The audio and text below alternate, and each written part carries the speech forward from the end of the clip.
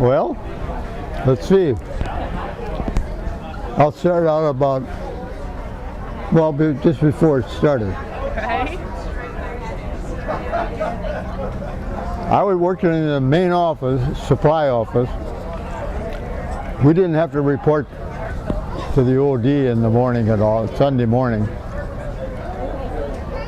One of us would go up and report to the OD, all hands accounted for, sir, and that was the end of it. This one guy goes up, and he always was up first. Then he'd make a circle around to the bakery, get our rolls. We had coffee in the office all the time. So he had, didn't bring the rolls down. He almost broke the door down coming back into the office.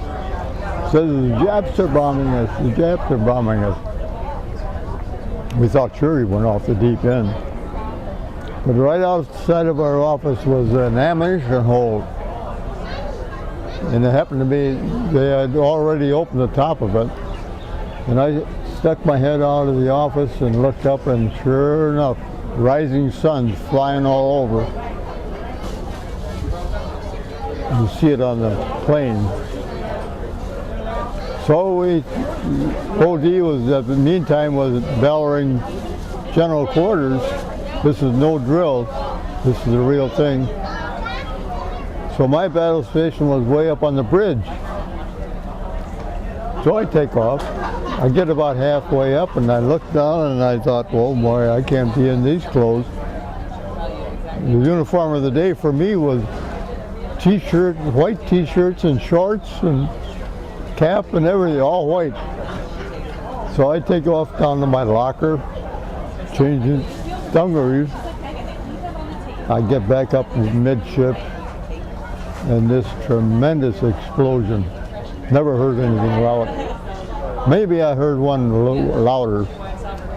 But I look over and I see daylight under the Arizona. The Barrett battleship Arizona blown completely out of the water.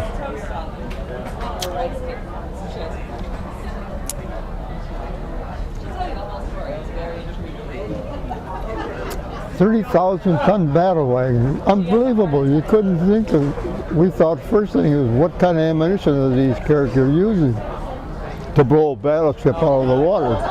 Well, of course, they took a direct hit. And they're 16-inch shells and powders. There's 16-inch powder shells that were that long and that big around. And that's all lined up in their hole. That's where it took a direct hit. I'm standing up there doing nothing, just looking. I had no gun, no nothing. Then these planes flying all over, and these guys, a couple of them came so cotton picking close. That was before the invention of kamikaze. Kamikaze planes. He came so close, I thought he wasn't going to zip over at all. I thought he was going to land right in it. At the last instant, he turned to tip his wings and flew over the bow and then up over the side of the mountain. But on his way by, he's so cotton picking close, I can see his white teeth grinning at me yet. He's that close. I can't touch him. I had no gun. I could have had him right there dead-eyed. Sat there like a goofball. But that's the closest I came that day, boy. But anyway, that's about my experience. What ship were you on? What ship were you on? The ship? Yeah. Yeah, Whitney. Is that what it is? What is that? Whitney. Oh, okay. What's the first thing you did when you realized the attack was officially over? Well, they had to go back to work. Go back to the everyday? Huh?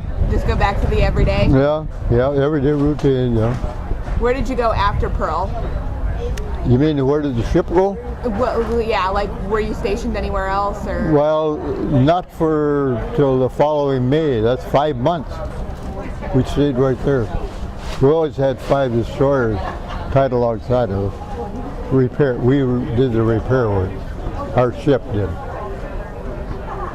They, oh, I don't know, 5 months, that would be the first part of May. We took off 12 knots top speed, no escort, no nothing, all alone. We were 4 on and 4 off, all day and all night.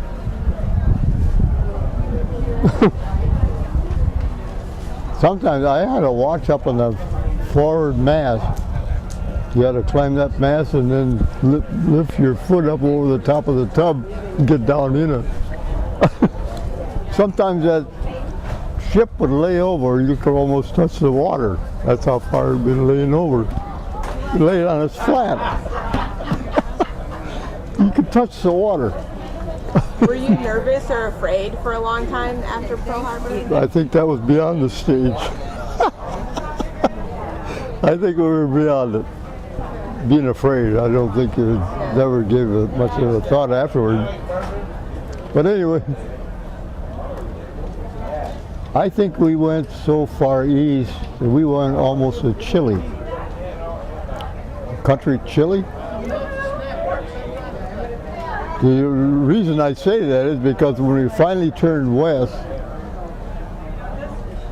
we passed Easter Island. Do you remember Easter Island in the geography?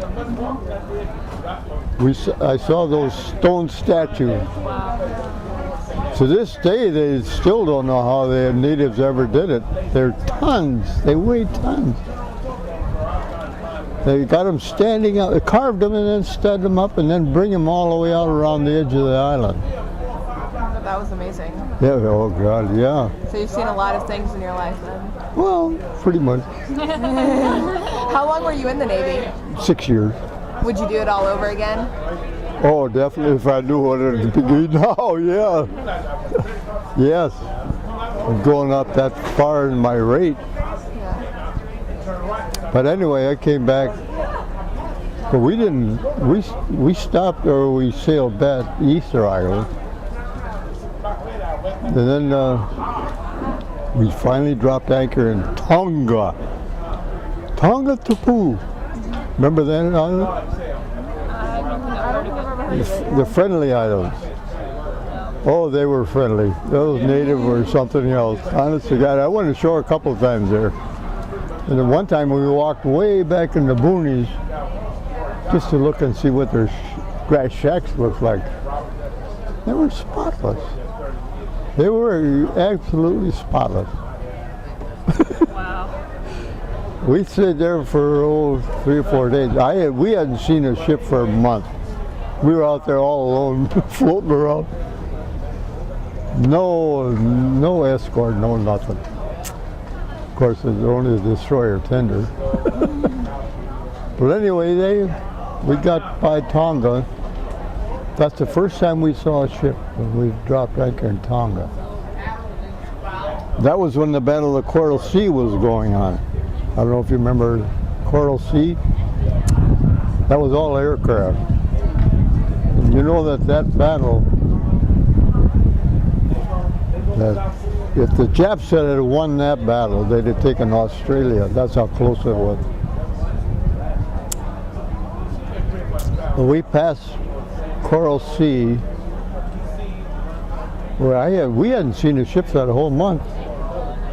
And when I woke up one morning and looked out the porthole, it was amazing. There was every ship you could think of, size and shape. We still had it. Still had a Navy.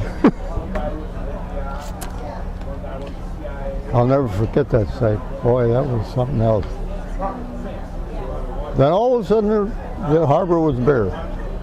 We all went west. As soon as we dropped anchor then on New Caledonia, I got transferred off the ship. And I'm a first class storekeeper. And I hadn't gotten into payroll yet because at that time payroll was part of storekeeping. How am I going to do this?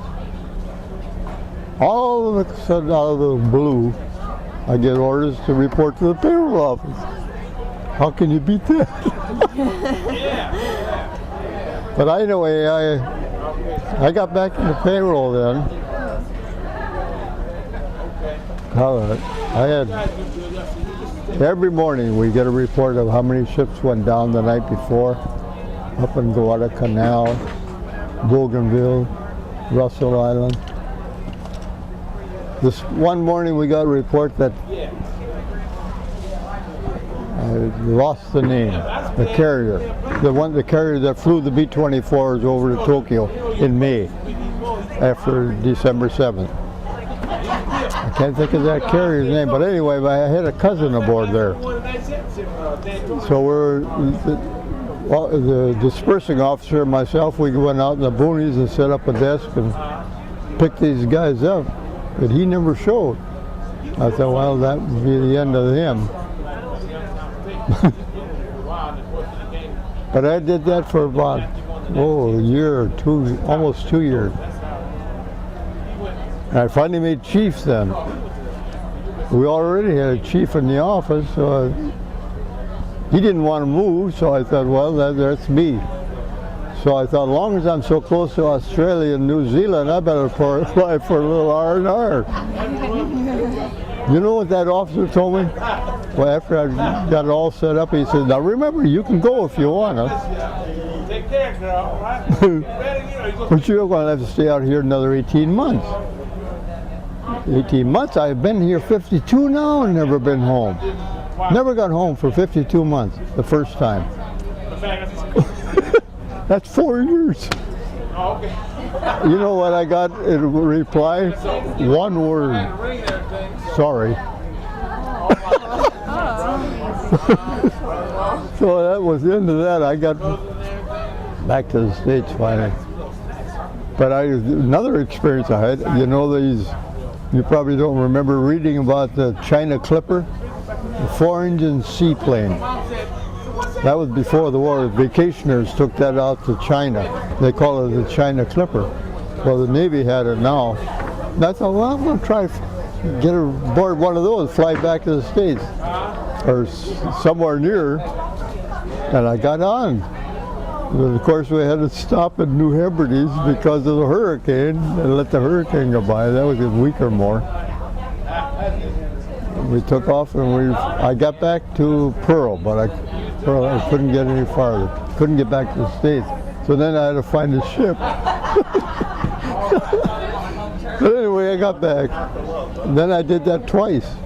The last time I came home, I came on a China Clipper. Oh, now that's the experience. You know those 4 engines, you know, right up under the wing? That ship goes right down the water, right under that wing. But how they get out of the water, I don't know, but they do. Boy.